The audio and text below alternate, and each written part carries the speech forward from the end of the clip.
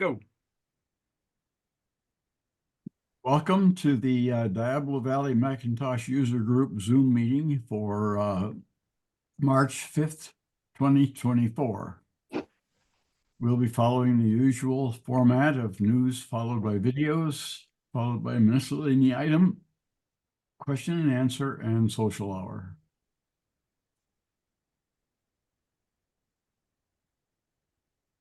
This week's news. This summary of the news is on the BBS in PDF form. And by clicking on the URLs, you can go directly to these news items and see them in their entirety. And the following are synopses on these news items. Fresh off the press yesterday is that Apple just surprise launched the new M3 MacBook Air, as reported by Joshua Hawkins from Lifehacker. Apple officially unveiled a new set of M3-powered MacBook Air laptops, a surprising announcement that arrived by way of a press release Monday morning. The newest models are available in both the tried-and-true 13-inch variant and the largest 15-inch variant it introduced more recently. Apple says the performance is even better than the last generation and that it offers faster Wi-Fi, up to 18 hours of battery life, and support for up to 2 external displays. Apple says that the M3-powered MacBook Air is up to 60% faster than the model with the M1 chip, and is up to 13 times faster than the latest Intel-based MacBook Air.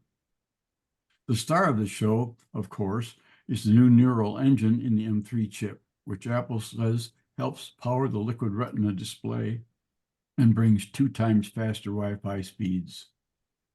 The new M3-powered MacBook Airs will be available starting on Friday, March 8th, and they'll start at $1099 for the 13-inch MacBook Air and $1299 for the 15-inch MacBook Air.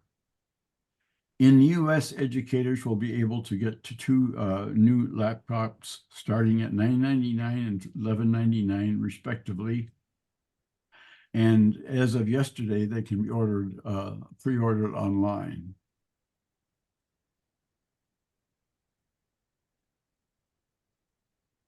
Comments or questions?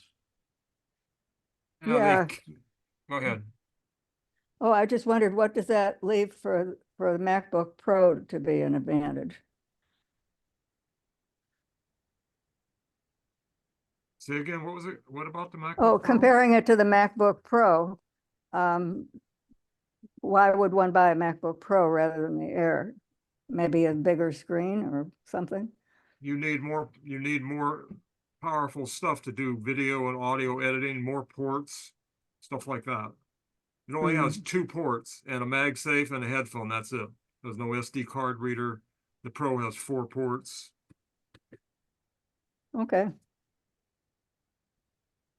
Well, I got a question. It says it gives educator discounts. Does that mean Rick gets one if he's working at the senior center there? I don't think so. You have to have an EDU address. Oh, okay. Because I think I got a discount one time for my iPhone or something, but it's been so long I can't remember. We also give military discounts, I think. Hmm. And even if you're retired. I think that's right, Don? Yeah, they do. There also is, they kept the M2 MacBook Air and they moved it down to $999 and they dumped the M1 MacBook Air.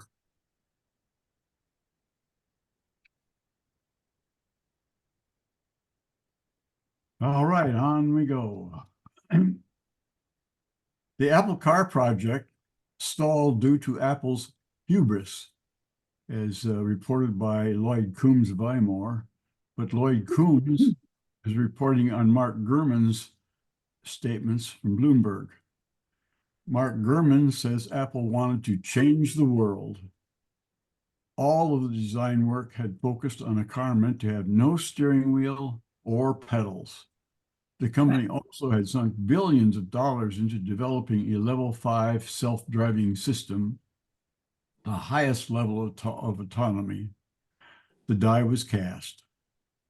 Gurman also notes that the car would likely have cost a lot to buy thanks to the high cost of manufacture and would have offered Apple razor-thin profit margins that may not have existed at all. That, combined with the earlier reports of Apple executives disagreeing on the key aspects of the project, doomed the Apple car.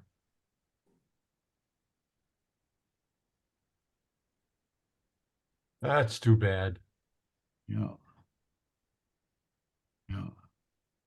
Well, they passed up on the idea of coming earlier with sort of a, developing step by step. They wanted to go full bore with their hubris.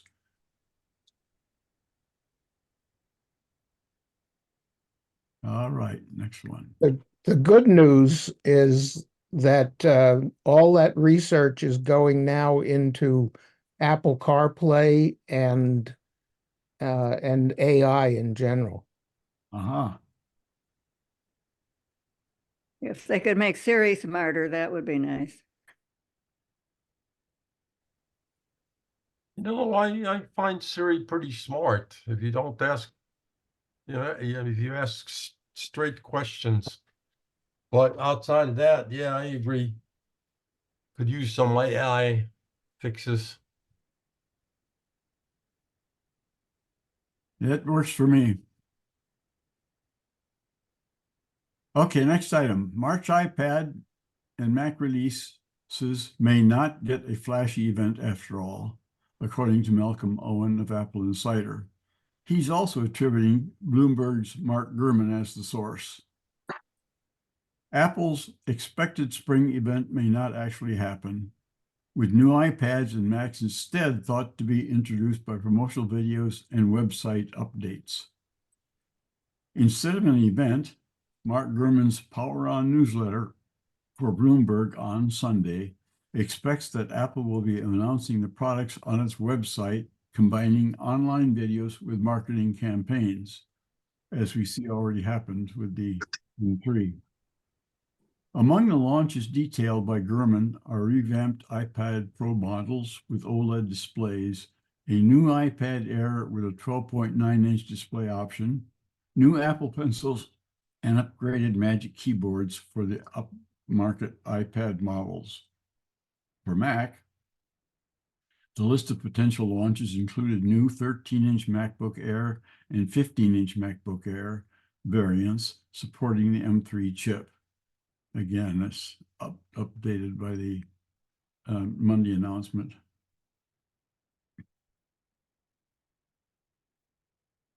Comments or questions? Moving on. OLED iPad Pro. What the rumors say and why Apple is making the switch, reported by Chance Miller of 9to5Mac. Apple is planning to overhaul its iPad lineup with OLED displays as soon as this month. This transition will come with some changes in terms of features, prices, and more. As explained in the past, Mini LED is an alternative to OLED that is worse in some ways and better in others.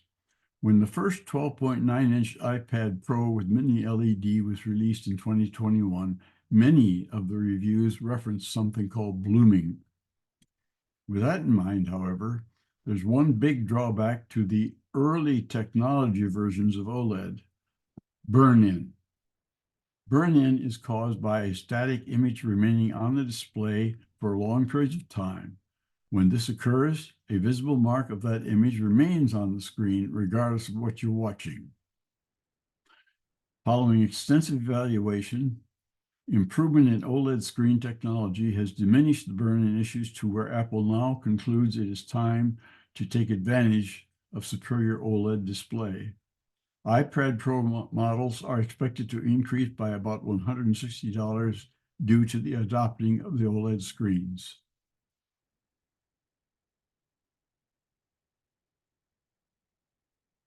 Any comments or questions? Okay. There's a proposed class action lawsuit accuses Apple of monopolizing iCloud storage for its devices, reported by Cheyenne McDonald from Engadget. The complaint claims that Apple achieved iCloud's dominance by rigging the competitive playing field. A class action complaint filed against Apple on Friday in the Northern California court has accused the company of creating unfair conditions to ensure iCloud remains the dominant cloud storage choice for its devices, according to Bloomberg Law. By placing surgical technological restraints on the types of files other cloud providers can host, Apple has made it so only iCloud can offer Apple device users full service storage, the complaint argues. The proposed class, represented by Higgins Berman, would cover tens of millions of customers in the US, Bloomberg Law notes. Apple does not dominate because it built a superior cloud storage product, the complaint states. From a security and functionality standpoint, iCloud is no better and often inferior to other cloud storage platforms, again, the complaint states. Any thoughts? How about other, what other cloud storage systems are out there?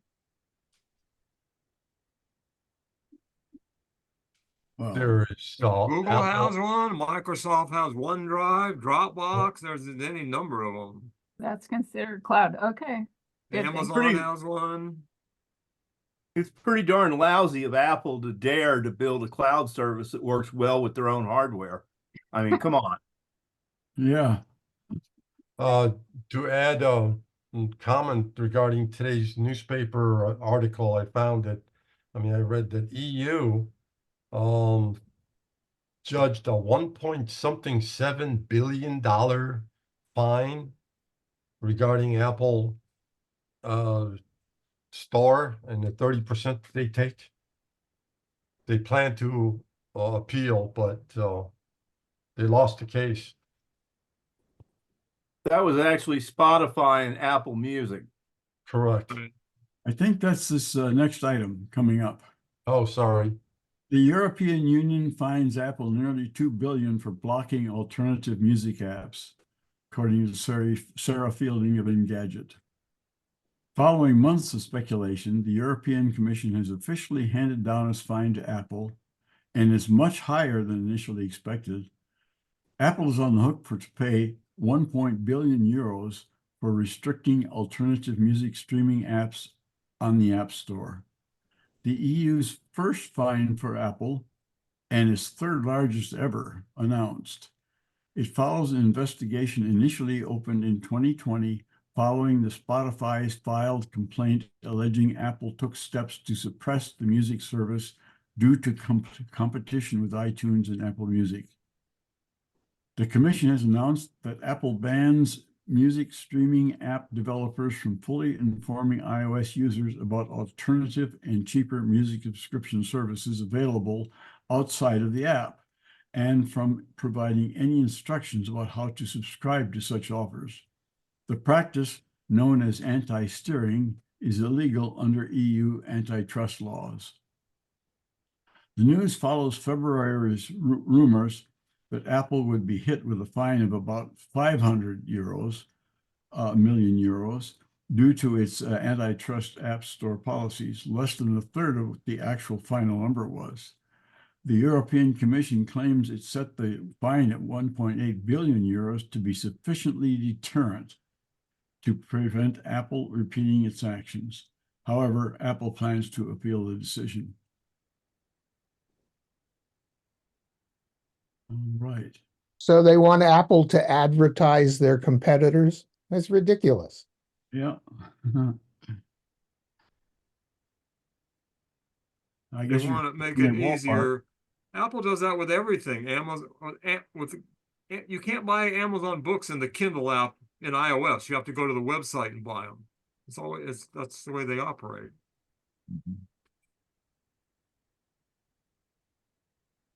Well, I guess if they want to play in the European ballpark, they gotta follow There's a their- little bit more news about the EU. iOS 17.4 was released this morning. We don't have Rick got to watch Mac Most video, which wasn't public. And the biggest thing in that is in the EU, it enables third-party app stores. That's the huge thing they've been fighting forever.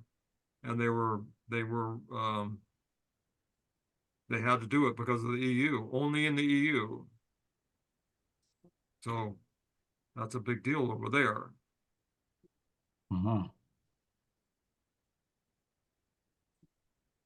All right, we'll move on to the videos.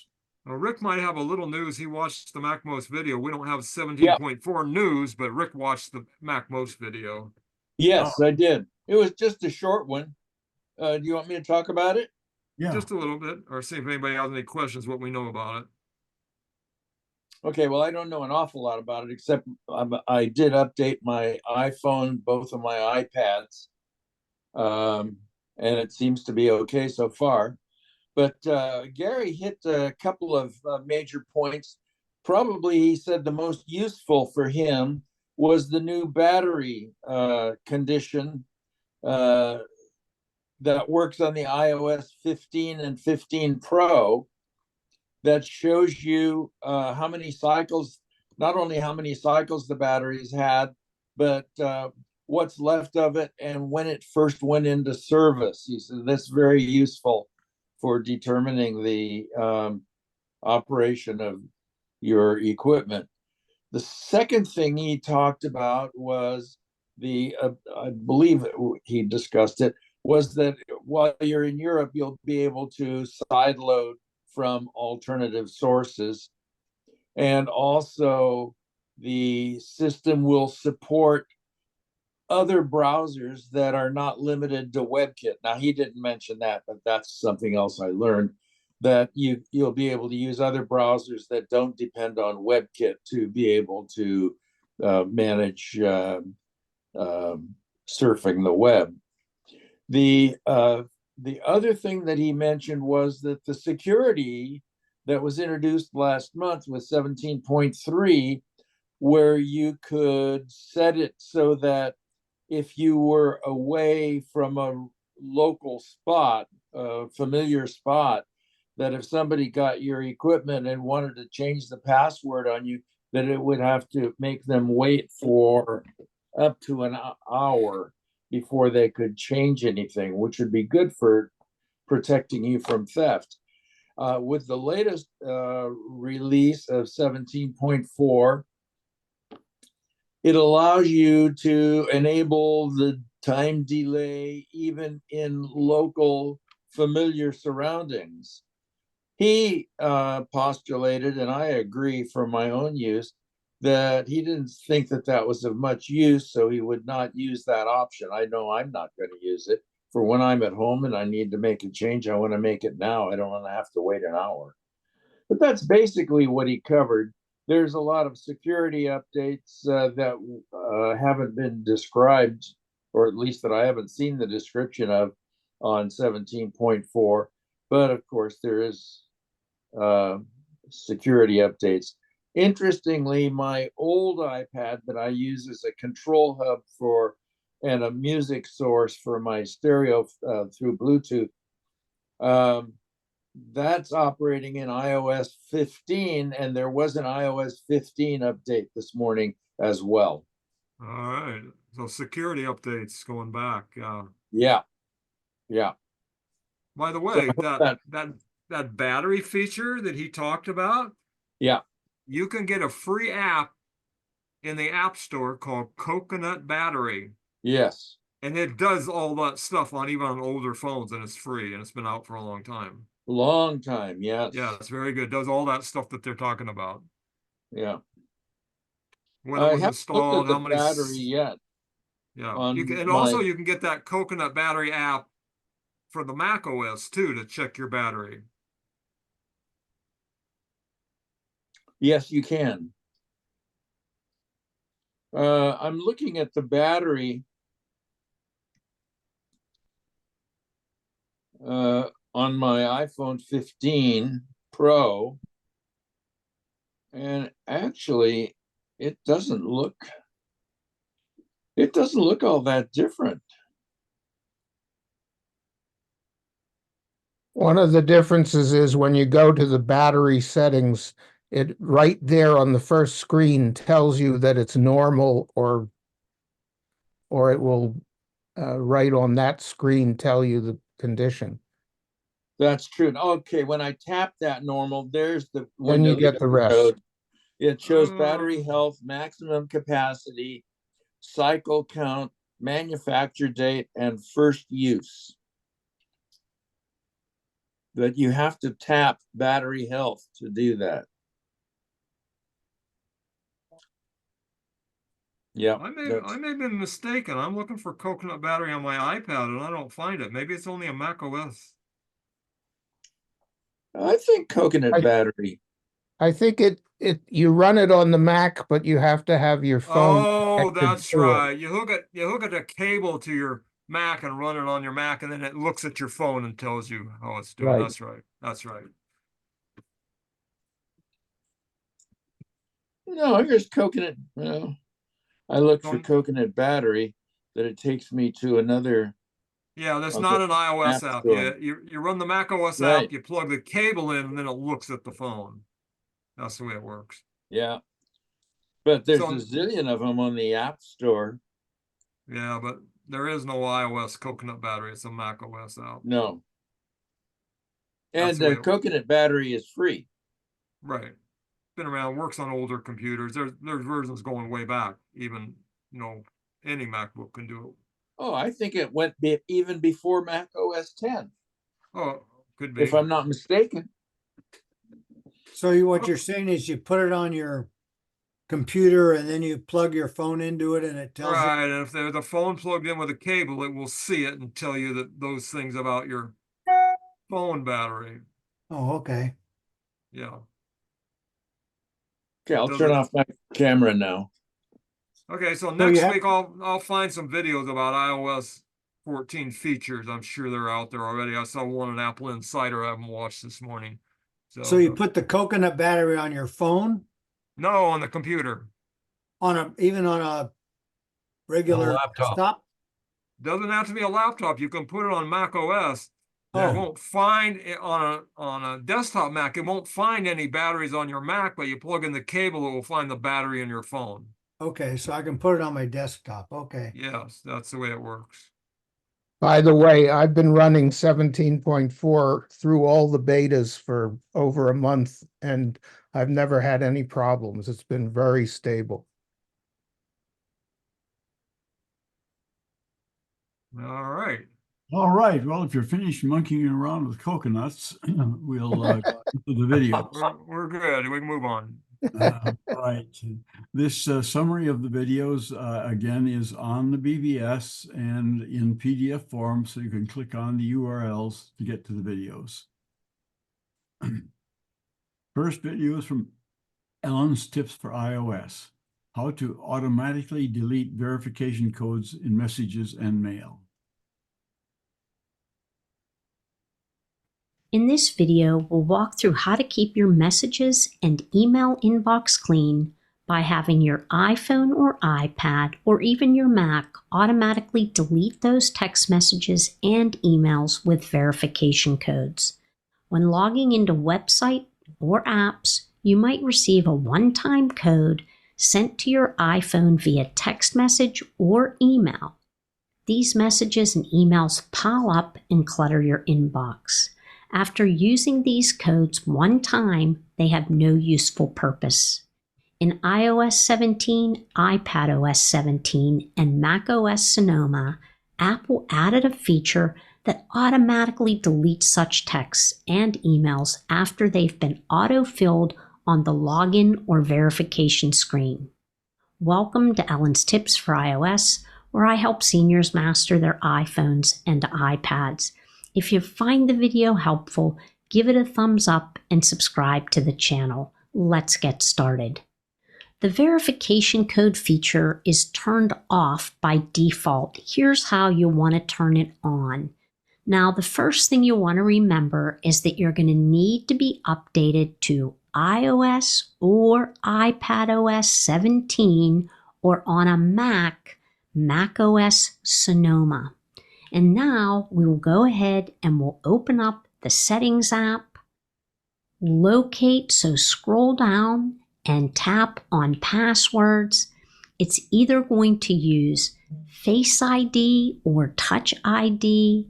And now you'll want to go ahead and tap on Password Options. And then you're going to come down and toggle on the switch that says Clean Up Automatically. And now anytime you receive a verification code, it will automatically be deleted once that code is inserted with autofill. Note, the first time your iPhone auto-deletes a verification code, you may receive a pop-up asking, automatically delete verification code after use. Tap on delete, and your iPhone will handle these texts going forward. To set this up on your Mac, what you're going to want to do is you're going to want to come into the settings area. So you're going to tap on the apple in the upper left-hand corner of your Mac. You're going to tap on System Settings. Once System Settings opens up, scroll down until you see Passwords. Put in your Mac code. And then you'll tap on Password Options and you'll toggle on the switch that says Clean Up Automatically. Important thing to remember is that deleting verification codes only works with auto-filled codes. Let me explain. When you receive the verification code on your iPhone, it automatically appears above your keyboard and you can insert it with one tap. This feature has been around for several years, but iOS 17, iPadOS 17, and macOS Sonoma take it a step further, and now you can even autofill codes you receive in your email when using the Apple Mail app. Deleting verification codes received in texts and emails will only be deleted if they are autofilled. So if you have an app or website that prevents your iPhone's autofill, some texts and emails will not be automatically deleted, and you will have to remove those texts and emails manually as you did before. As in other apps such as Photos, these auto-deleted texts and emails with verification codes can be found in the recently deleted folder of your trash section of messages and mail. Here's how to recover them. You'll open up the messaging app. At the very top, you'll select Edit, and then you'll select Show Recently Deleted, and you'll see all of your recently deleted messages there. To recover deleted verification codes in your Mail app, you want to open Apple Mail, which I have done on my iPhone. And when I open it, it opens to all of my inboxes, and I want to be in the main mailbox section. So I'm going to tap Mailboxes in the upper left corner. And then I'm going to locate the account that I want to grab the verification codes from. So if I tap on Gmail and I get on to Trash, I should be able to find the verifications in there. I'm not sure why you would want to keep your verification codes. I would prefer to delete them because they can only be used one time. If for some reason you decide you want to keep these annoying verification codes, you can reverse the process simply by opening Settings, tapping on Passwords, unlocking either with Face ID or Touch ID, tap Password Options, and then toggle off the verification switch that says Clean Up Automatically. This is an excellent addition to iOS and iPadOS 17 along with macOS Sonoma. It's keeping the messages and mail free of those annoying verification codes. Thanks so much for watching. I'll see you next time. There's a caution about this. If you only get one crack at automatically tapping and entering that code. If you go away from where you need to enter it, it'll be deleted before you can come back and do it. I guess at that point, you click send again. Yeah, yes. Or go in your deleted messages and find it there, right? Yeah. It's faster. Sometimes they don't come through and you push send again and then they come through. Yeah. Because they usually expire in 10 minutes or 5 minutes or something. By the way, that sound looked familiar. I looked it up. We watched it 2 weeks ago. Yeah. I thought it looked familiar. Okay. Second video is from MacMost. 10 things to know about using the trash on your Mac.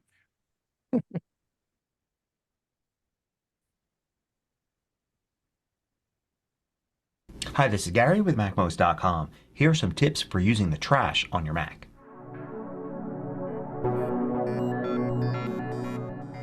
MacMost is brought to you thanks to a great group of more than 1,000 supporters. Go to MacMost.com/Patreon. There you could read more about the Patreon campaign, join us, and get exclusive content and course discounts. So the trash, or the bin as it's called in many countries, is the primary tool you use on your Mac to delete files. It's part of a two-step process.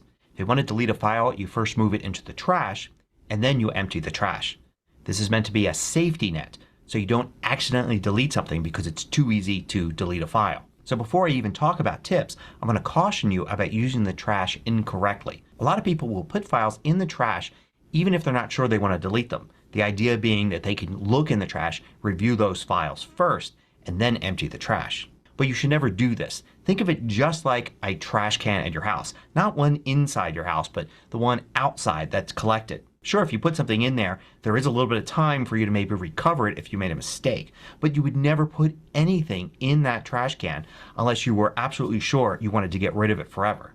The same is true with your trash or bin on your Mac. If you have files that you want to move into a place where you can review them to see if you want to delete them, create a folder for that. Put them in there and then move them to the trash only when you're sure you want to delete them. Don't use the trash itself as part of a review process. Okay, so let's get to the tips. First, you don't have to drag and drop something to the trash like that. A much better way that most people use today would be to select a file or several files using Command or Shift, and then you can go to File and then move to Trash. But you still wouldn't even use that. You would use Command Delete. And this would move the files to the trash the same way as dragging. It just is a lot easier. Now there's several different ways to do the next step and empty the trash. One is to go to the trash. I'm going to just double click on it here, but you can also control click and choose Open. And then you're looking at your trash folder and there's an empty button here at the top right. You can click that to empty the trash. But without even opening up the trash folder, you can also go to Finder and then Empty Trash. This will prompt you to ask if you're sure you want to do it, but you can skip the prompt by holding the Option key down and you can see the three dots go away. There's a keyboard shortcut for this. It'll empty the trash without the prompt. Now if you decide you want to throw away a file in one step, you can do it. So you would select the file that you want to delete. And then if you go to File and then move to Trash, notice that if you hold the Option key down, that changes to Delete immediately. The keyboard shortcut is simply Option Command Delete. And this will skip the trash and delete that file or all the files you have selected. Now when you put a file or files in the trash, I'll move these three items to the trash with Command Delete. If you made a mistake, the quickest way to recover is not to use any special functionality, just undo.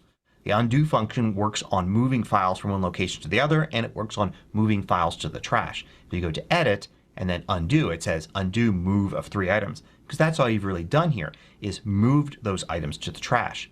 So I'll just use Command Z and those files return to where they were. This of course only works if that was the very last thing that you did. If you move some things to the trash, say yesterday, you're not going to be able to use undo to get them back. However, you can put files back from the trash very easily using another function. I'm going to use Command Delete to remove those files and put them in the trash. And if I look in the trash here, I can see what's there and I can select a file. And then I can go to File and notice that Command Delete is now put back. It's the opposite. And if I use put back, it actually returns that file to the location and it even opens the folder to show it to me. And you could do that with a selection of files as well. I can do File and put back and all of those go back. And this will even work if the items are from different locations. So for instance, I'll select a file from this location here, Command Delete to move it to the trash, and this location here, Command Delete to move it to the trash. If I were to select both of these files here and then choose Put Back, it'll put each one of them back to its original place. You could see they're both back in those folders. Now let's say I do have a bunch of things in the trash here and I want to empty the trash, but I want to kind of do a few of these first. Maybe there's a huge file in there and I just want to get rid of that right away. Well, with any file here you can select it and then you still have the option to go to File and with Put Back hold the Option key down and it changes to Delete immediately. You can also Control click here and then Delete immediately and that will get rid of that one file while not getting rid of any of the rest right now. You can also see in this context menu other items here that are useful like Empty Trash and Put Back for that file that's selected. Now when you're using the trash itself you can use any Finder view. Using the List view is particularly useful because it gives you lots of information. But if you Control click on the column headings here and you add the Date Added column, you get a list here and it shows you the day and time that each item was added to the trash. So if you go into the trash to find a file and you don't know its name but you know when you added it to the trash, you can use this Date Added column. You can sort in either direction and try to find the item by the time it was added. Now I know a problem a lot of us have with the trash is we put things in there and then forget to ever empty the trash. Well, you can fix this by setting your Mac to automatically delete items from the trash whenever they've been in the trash for 30 days or longer. To turn this on, go into System Settings and then go to General and then Storage. And then look for Empty Trash Automatically. Turn that on and now anytime something's been in the trash for 30 days it's automatically deleted. So your trash doesn't grow to be too big. You never have to worry about when you go in and empty the trash. You just put things in there and the safety net that is the trash is now a 30-day safety net. So here's an interesting thing about the trash. On your Mac your trash is actually 2 folders, not 1. These files that we've been removing here have been in iCloud Drive Documents. Well, let's go to my Home folder here and then let's look at another folder, say the Pictures folder, and I'm going to delete some files in the Pictures folder. So these aren't in iCloud Drive but in my local Home folder. So they get added to the trash as well. I'm going to select this first file that came from iCloud Drive and do Command I to get info. And you can see its location now is an iCloud Drive trash, or more accurately .trash, an invisible folder that's at the top level of iCloud Drive. But what if I go to this file here that didn't come from iCloud Drive? If I get info on that, you could see this one's located on my local drive under Users, My User Account, and a folder called Trash. So these files, even though they're both shown here in the trash folder, are actually in 2 different locations. So the trash folder is actually showing you a combined view of your iCloud Drive trash and your local drive trash. And note that files like this one that are on iCloud Drive trash can also be seen in the Files app on iOS and iPadOS devices. But there it's not called trash. In the Files app it's called Recently Deleted. But of course you wouldn't see the files that are local to your Mac. They don't exist in iCloud, so you won't see them on your iPhone or iPad, of course. Now one last thing to know about trash. Sometimes when you add a file to the trash, say a big file that you want to delete to clear out space, and then you empty the trash, you may notice that you don't get any space back on your drive. Well, you always will get the space back, but sometimes you won't get it back immediately. Usually this has to do with the backup process. A file may have been flagged for a future Time Machine backup, and when you delete that file it doesn't get rid of it completely because it still has to complete that backup. You can usually speed up this process by doing a Time Machine backup right there and then. If you're using a MacBook that you only sometimes plug into your Time Machine drive, plug it in then and do the backup. And that should either clear out this space after the backup is done or within the next 24 hours. So when you empty the trash and notice you don't get all your space back, that's by design. It's to make sure that your backups are complete as they should be, so deleting a file doesn't actually retroactively pull that file from your backup because the backup hasn't been updated yet. Hope you found all these tips useful. Thanks for watching.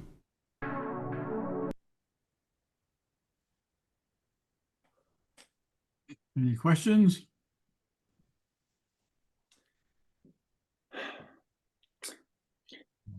I didn't realize you could untrash something at the keyboard. So that was helpful. That's a handy feature. Back in the day in OS 9, it was a really nice feature that you could drag things to the desktop, work on them, and select them and say, put away. So you could drag crap out like you're working in the real world on your desk, and it would automatically go back to wherever it came from when you were done. It was a fabulous feature. Ah. Well, that exists in the trash. You can say put away and it goes back to wherever it came from. Right.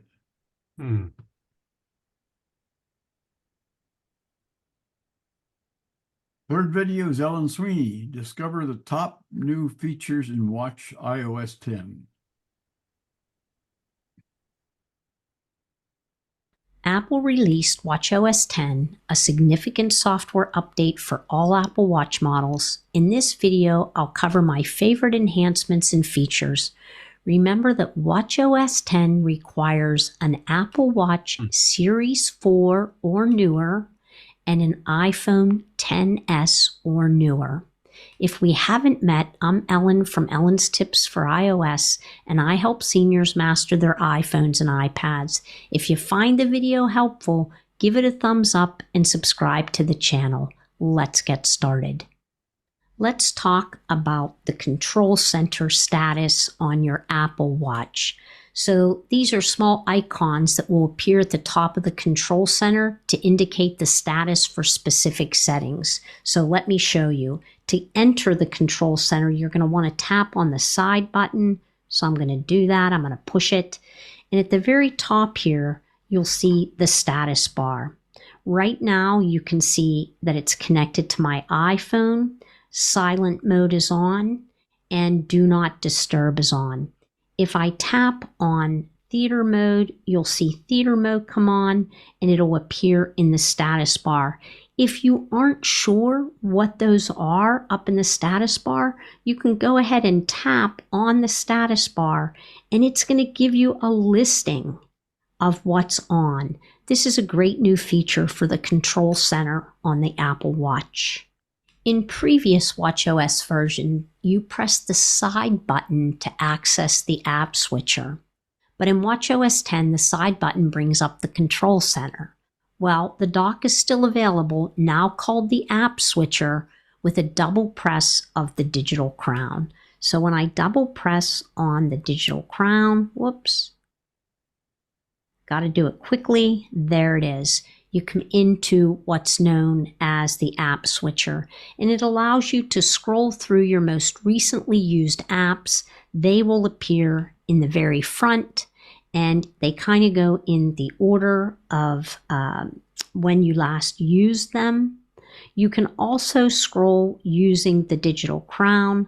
It's a little hard for me to show you that, but you can also scroll with the digital crown. And just remember that your most recently used apps will appear in the forefront. If you want to delete an app from the app switcher, all you need to do is slide to the left on the app. The X will appear, you can tap on it, and that app will be removed from the app switcher, but it will remain available to you on the watch. The grid view also looks different in watchOS 10, and to get to the grid view, just push one time on the digital crown and you'll come into either grid view or a list of your apps in alphabetical order. I mostly use the apps in alphabetical order, but this is a nice feature that they've added. So you no longer have to like scroll all over the place to find your apps. You just scroll up and down to locate them, and you'll notice that in the middle of the screen, the apps are a little bit more enlarged so that you can see them a little bit better. And if you want to change over to a list view of your apps in alphabetical order, all you need to do is scroll down to the very bottom of the grid view, and you'll see a list there. Tap on that, and then that brings you back into list view. To get back to grid view, scroll to the very bottom of your list view apps, tap on grid view, and now you're back into the little bubbles that you can see for your apps. Smart Stack will be familiar if you use widgets on your iPhone or iPad. It works the same on your watch as it does on the iPhone or iPad, providing an auto-generated stack of widgets. So like on the iPhone, machine learning figures out when and where you are most likely to need a given widget and attempts to present that widget to you in a given situation. So to access the Smart Stack, a couple of ways. You can just swipe up from the bottom of the screen, and that allows you to access your Smart Stack. Another way to do it is by just scrolling up on the digital crown, and that will access your Smart Stack for you. And if I scroll back, it'll bring the Smart Stack back in. The easiest way I have found is just swipe up from the bottom of your screen. That brings you into the Smart Stack.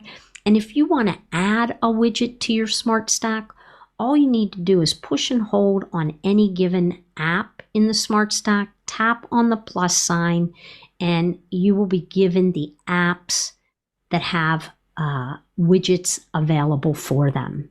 And you can tap on any of those and add them to your Smart Stack. When you're finished, go ahead and tap on Done. You can even adjust the flashlight when you have it activated. And so to activate the flashlight, you need to come into the control center. So I'm going to go ahead and push on that side button. And then I'm going to locate the flashlight. And here you have, three options: white,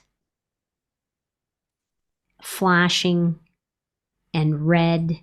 The other thing that you have the option to do is by using the digital crown, you can control the brightness of the flashlight. You can even track your moods throughout the day by using the Mindfulness app. You can go ahead and open it on your Apple Watch, tap on it, tap on State of Mind, and log your moods throughout your day. The Medication app has been updated now to send follow-up reminders to take vital medications. So if you don't record that you've taken your medication within 30 minutes of the set time, you'll receive a critical alert notification on your Apple Watch to help you remember. To turn this feature on, you'll need to come into the Health app on your iPhone. Make sure that you're on Browse, tap on Medications, scroll to the very bottom, tap on Options, make sure the Dose Reminders is turned on, and then make sure follow-up reminders is toggled on. And here, where it says Critical Alerts, tap on that, and you can choose which medications receive critical alerts. I've toggled all of mine on, just so that after 30 minutes, I'm going to receive that critical reminder on my Apple Watch, and it's a unique sound that you hear to remind me to take my medication. You can now use the Apple Watch Camera Remote app to record video on your iPhone. And to do that, all you need to do is on your Apple Watch, open the apps, locate Camera Remote, tap on that. Then you'll see that it opens up the camera app on your iPhone. You can use the digital crown to zoom in or out. Once you have it set the way you want to, go ahead and push and hold on the shutter button, and you'll see that the recording begins. The only thing I don't like about this is that I can't let go of the shutter button. I have to continue to hold it to record, because as soon as I let go of the shutter button, the video recording stops and it's added to the Photos app. For quite some time, we've been able to ping our misplaced iPhone using the Apple Watch. In iOS 17, you can now do the reverse and ping your Apple Watch with your iPhone. This needs to be set up in the control centers, so we're going to go ahead and we're going to open the Settings app. We're going to locate the control center. We're going to scroll down until we see Ping My Watch. Tap the plus sign next to that. Go ahead and you can swipe out of the Settings app. And if you pull down from the upper right corner of the screen, now you have the option in the control center to ping your Apple Watch and locate it if you need to. watchOS 17 came with some incredible new features. Let me know in the comments section which ones you love and if I missed any of the ones that are your favorites. Thanks so much for watching. I'll see you next time.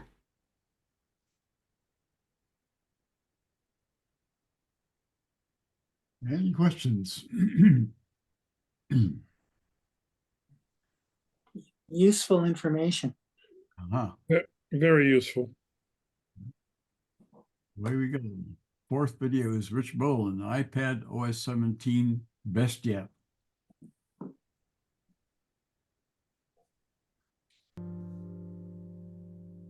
Hi, my name is Rich. I make easy to follow videos on how to use your iPhone and iPad, and I've been looking forward to making this video for a while. Nearly every change Apple made in this update makes the way I use the iPad better. It's as simple as that. Apple Notes has received a killer new feature, so has Apple Reminders, and just small little things like a more functional home screen makes using the iPad better than ever. Now, before I share with you everything I'm going to cover today, I want you to know which iPads can run iPadOS 17, and here they are. Any iPad Pro 2nd generation or later, iPad Air 3rd generation or later, basic iPad 6th generation or later, and the iPad Mini 5th generation or later. If you have one of those iPads, which should cover most users, you're good to go. While there are literally hundreds of enhancements, in today's video, I'm going to cover 5 really cool features that'll have you updating your iPad once this video is over. I'm going to show you the new lock screens and how functional they are, the new reminder list sections, linking Apple Notes to other Apple Notes. Man, it's so powerful. And if you have an iPad Pro Stage Manager, it's way better than before. And then interactive home screen widgets that just make doing things easier. All right, let's get started. You know, you wouldn't think the lock screen would be something that would be all that important, but the lock screen has become very functional. And with iPadOS 17, it's gotten even more powerful. Much like the iPhone, you can now have multiple lock screens. And let me show you. If you just slide down from the top, now you're onto your lock screen. And if you press and hold, you can go over and create a new lock screen. Just like that. And they already have a whole bunch of different choices that you can put in here. One of the ones I like is the Earth, and you can move that around like that. It's really cool. And you can put widgets that you want, anything that you want over here. And then you can just click Add, and then Set as Wallpaper, and then tap on it. And now you've got a new wallpaper. Just like that. And it is just a beautiful little thing. I love it. It's so functional. I put these widgets like a clock and the time and temperature and my calendar and what the market is doing down here. And it's just a really neat little thing. And you can switch between lock screens and wallpaper too. Again, if you just slide down and then press like that, you can go back and forth. I've created quite a few here, like this one. I like that one. And you can just press and hold and go back. And that's the one for today's video, and I like that one.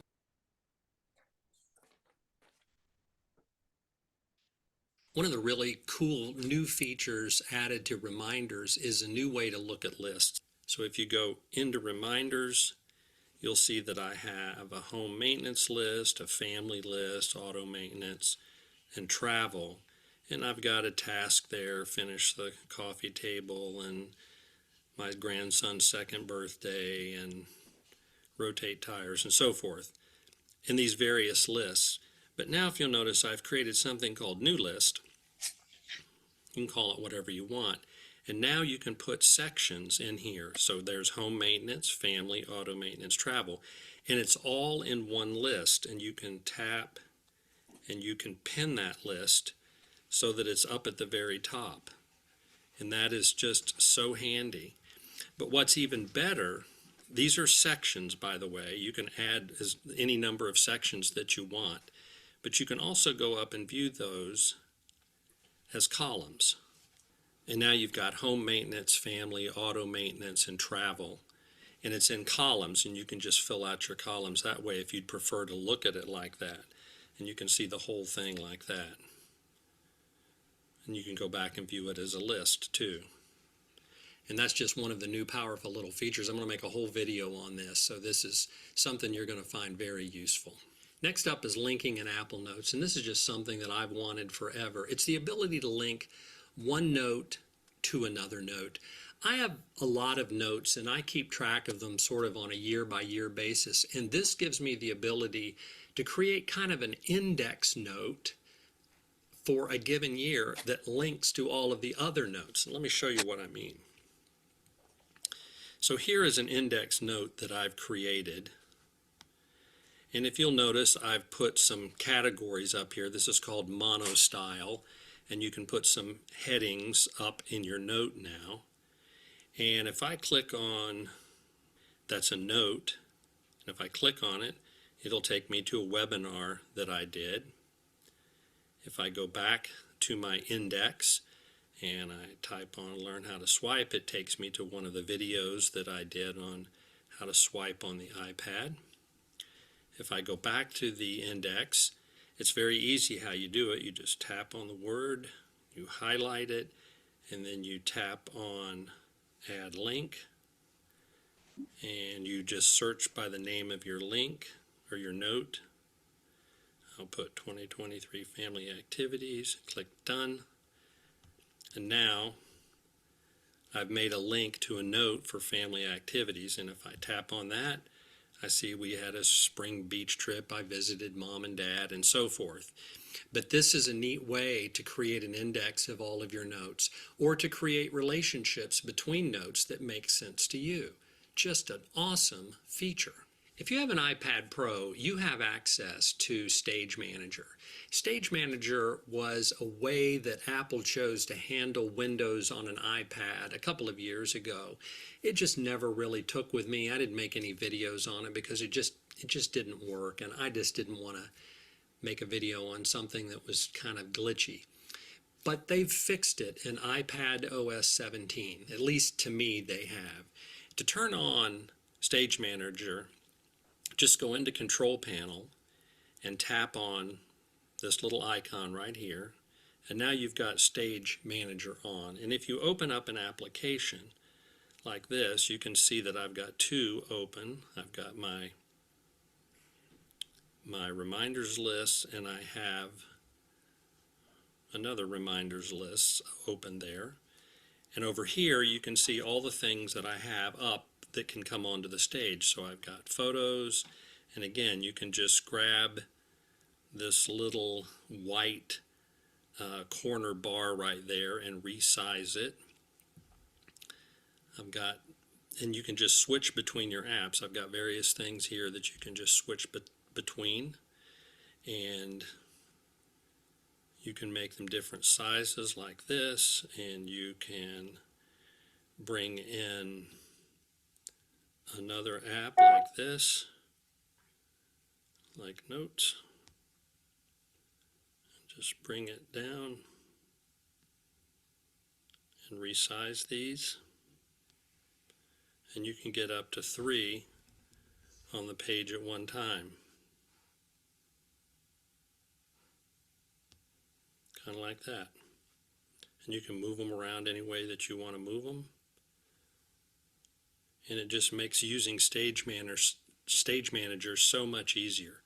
You can just tap and go between them too. So you can have different applications open over here on the left and just tap on them to get to them without even having to use your dock. Very, very handy. This is something I'm going to make a video on sometime down the road after I really get the hang of using it and to figure out the power of it. But I think this has so much promise. All right, the last thing I want to cover is just interactive widgets on your home screen. Now, some of the applications this works really well with and makes sense. Some other applications it doesn't. Every YouTube video I've seen always shows reminders up on the screen. And by interactive, I mean in the past you'd have to tap on that, open up your reminders, and then do your stuff in there from there. But now, if you want to just check off an item that you've done, say video 3, you just tap it like that, and now it's gone, and you've interacted with the Reminders app right on your home screen without having to open up reminders. And that's a very handy thing, except I'm kind of clumsy. And every time I'd have reminders up, I'd pick up my iPad and I'd check off 2 or 3 tasks that I had on there that I didn't do. And so I sort of didn't like it very much. But for reminders, but there are other things. And I use the Home app, and I have lights on all around me as I make this video.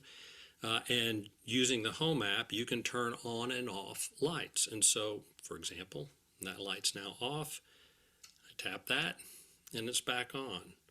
Studio key light, now we go really dark.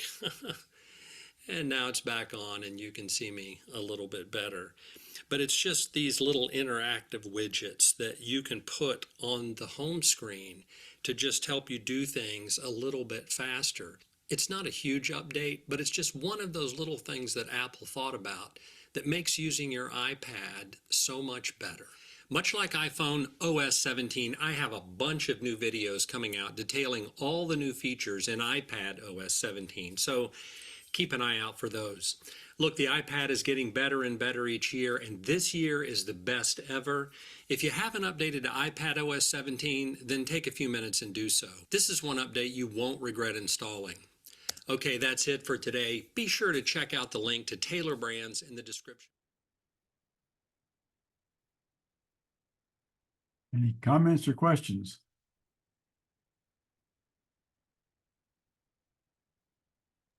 Well, I'm kind of behind the way. I'm not familiar with index for notes. Is that something new, or I missed what it is?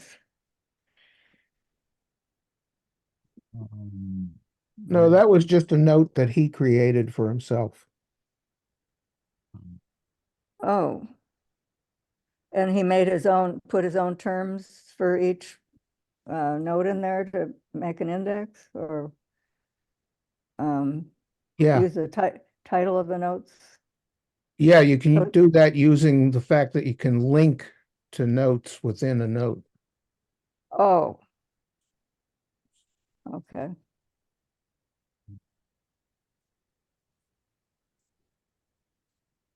All right, the 5th video is Ellen Sweeney. Let's see, 5th video, yeah. Let's see. Save time to discover 10 easy iPhone features. Tasks on the iPhone can feel so tedious and time-wasting. The iOS and iPadOS operating systems are filled with clever, intuitive features. Unfortunately, Apple doesn't always make these features well known.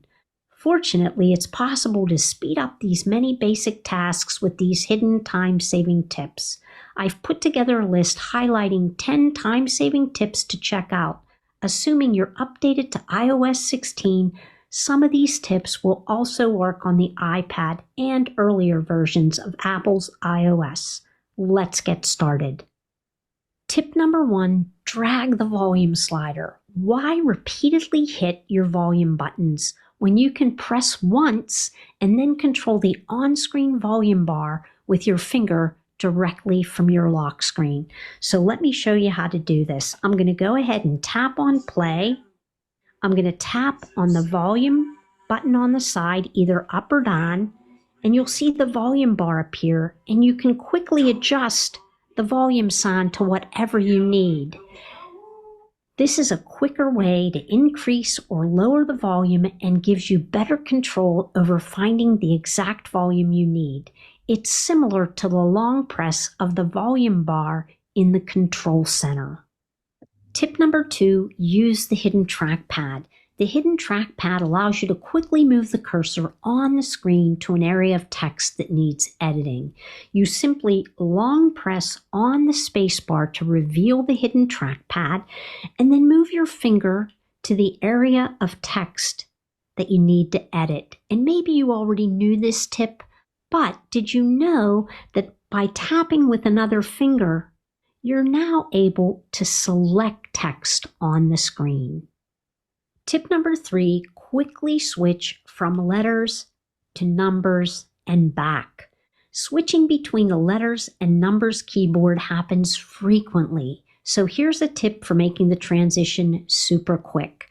Rather than just tapping on the 1, 2, 3 key and entering your numbers, just press and hold on that key and then type in the numbers that you need to, whatever they may be, and then when you're finished, go ahead and release, and you'll see that you go automatically right back to the letter keys, avoiding separate taps. Tip number 4, long press back buttons. So I'm going to use the Settings app as an example, and let's just say you're several menus deep inside of the Settings app. So I'm going to open Settings, tap on General, I'm going to tap on Keyboard, and I'm going to tap on Keyboards at the top. So now we're several menus deep inside the app, and I don't want to have to tap multiple times to return to a previous menu. If I simply long press on the keyboards, the back button where it says Keyboards, and push and hold it, you can see that I can easily go to any of the previous page using this pop-up. So I can come back to the main settings area by just sliding down to Settings and letting go. Tip number 5, quickly take video. You can record videos on the iPhone 11 and newer models without switching from the default photo mode. To quickly capture video in the Camera app, press and hold on the shutter button, and you'll see at the top, I'm beginning to capture a video recording. I can let go and that will stop the recording. But if I want to continue without having to hold the shutter button, I can quickly slide to the right where you see the little lock icon, and now I can continue to record without holding the shutter button.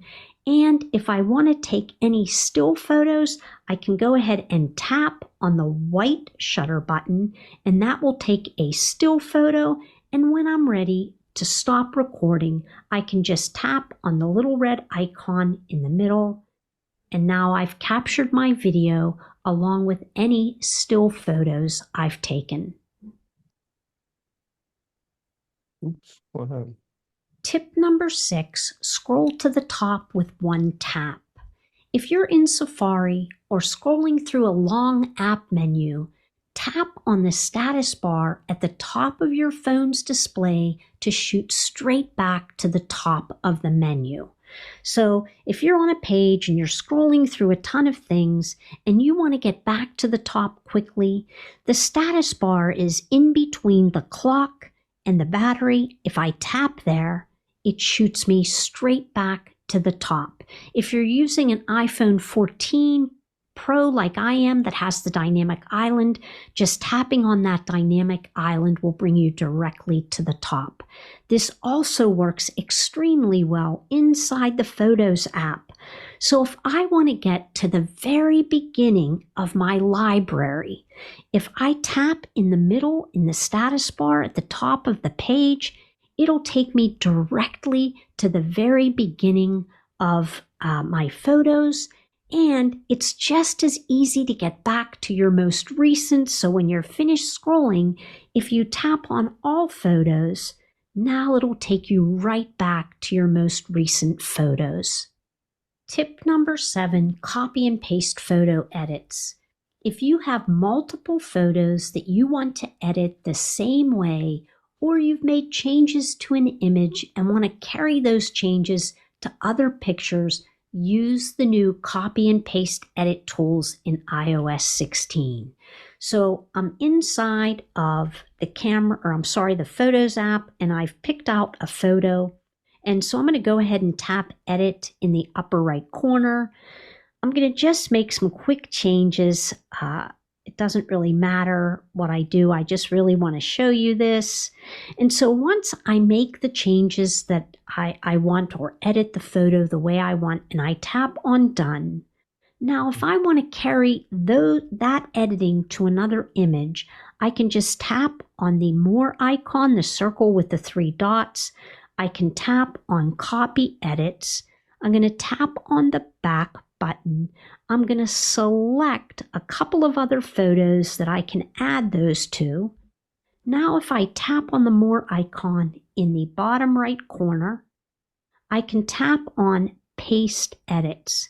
And now it'll say pasting those edits. The pasting has been completed. And now all of the photos I've selected have that same editing on them. I can easily revert back to the original photos by tapping select, choosing the images that I pasted those edits to, tap on the more icon, and then go ahead and choose revert to original and tap on revert, and then all of those photos will be reverted to the original image. But that's an easy way to edit photos that are similar and using the new copy and paste edits in iOS 16. Tip number 8, set a timer quickly. To quickly set a timer, you can just open the Control Center by swiping down from the upper right corner of your screen, and you'll see the timer button there. If you're not seeing the timer button, you can add it using the Control Center settings, and I have a video on that, and I'll place a link in the video description. But this is the timer button. Go ahead and press and hold on it, and now you can just slide your finger up and down to any option that you need from 1 minute all the way up to 2 hours, and then press on start. If you need a more specific time, go ahead and call on Siri and tell her to set a timer for whatever the time option is that you need. Tip number 9, turn off app ratings and review prompts. If you download many apps, you'll be familiar with the rate this app prompt that pops up periodically. Fortunately, you can turn this feature off and never be nagged again. So to do that, go to the Settings app, locate the App Store, scroll down until you see in-app ratings and reviews, and toggle that switch off. And now you'll never be prompted for an in-app rating. Tip number 10, create a speed dial icon. Are you regularly calling the same people? Well, just create a speed dial icon for them on your home screen. And to do that, we're going to use the Shortcuts app. Don't be afraid of shortcuts. So I'm going to pull down on my screen. I've already started to type in shortcuts. I'm going to tap on shortcuts to open.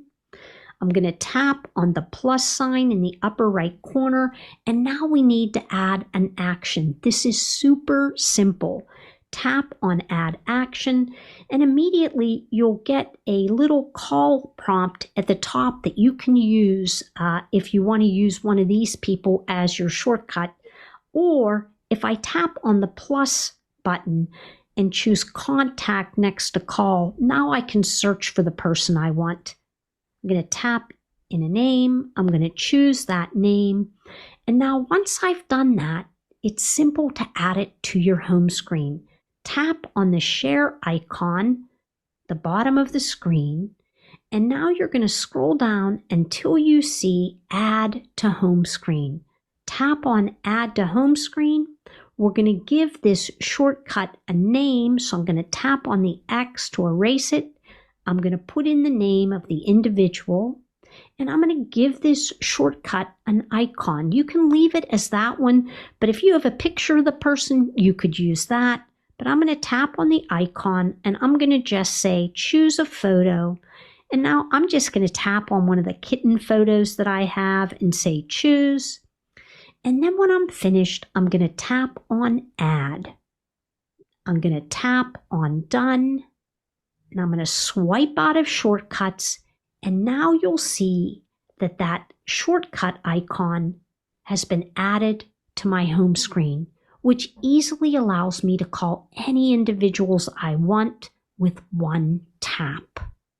Do you have any favorite time-saving tips that I haven't mentioned?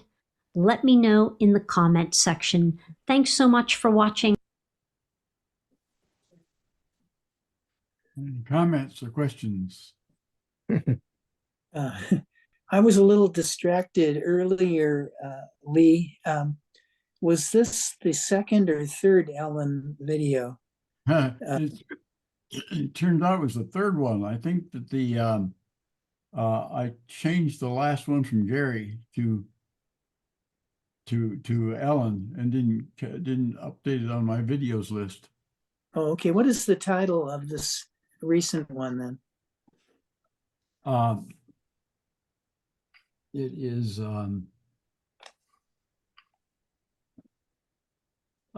Save Time, Discover 10 Easy Hidden iPhone Features. Thank you.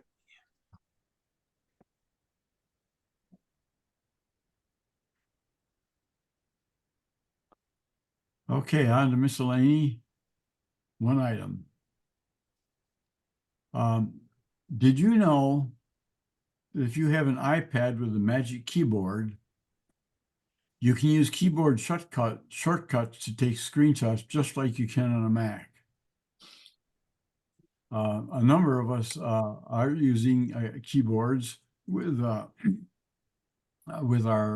iPads, and this is kind of interesting to do. I do it all the time. The command you would use is the same as in the Mac. Shift and number 3 or 4. If you choose Shift and 3, you get a full screenshot, and it's immediately saved to your camera roll. If you choose Command Shift and 4, a screenshot is taken, and you're taken to the Annotate option, where you can then crop, mark it up. When finished, click Done and select where to save it. Save to Photos, save to Files, save to Quick Note. So that's just if anybody is using keyboards with their iPads and wasn't aware of this, it's really kind of handy. If you're using an Apple Pencil with an iPad, you can swipe from the bottom left corner and that'll take a screenshot. Ah. Mm-hmm. Okay. I like the idea that you can annotate an iOS screenshot. I didn't know you could do that, like right in when you take it. Yeah.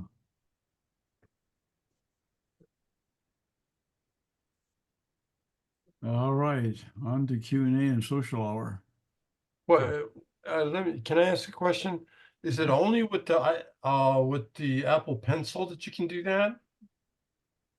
No, you can use your finger also, I think. Okay. How'd you say you did it with a keyboard? I missed that.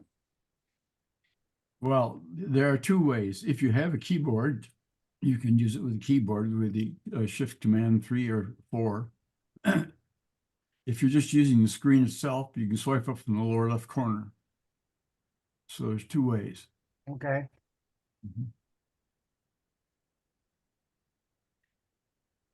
Excuse me, I guess I missed, how do you determine where it goes?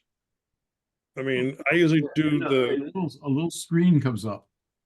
A little screen comes up, and you click on photos or files or wherever that list. Let's see if that list is there. See, here's the list. I see that, but when I do Command Shift 3, it just goes to my desktop. This is an iOS thing he's talking about, not a Mac OS An thing. iOS. Oh, okay, sorry. Yeah. Yeah. All right. Well, I have to update my videos summary on the VBS because I changed that from Gary to Ellen. On the Q&A and social hour. Okay, you stop sharing your screen. And at that point, we will end the recording, and the people watching on YouTube, if you want to participate in the Q&A and the social hour, you're going to have to come to the meeting. So, bye-bye, YouTube.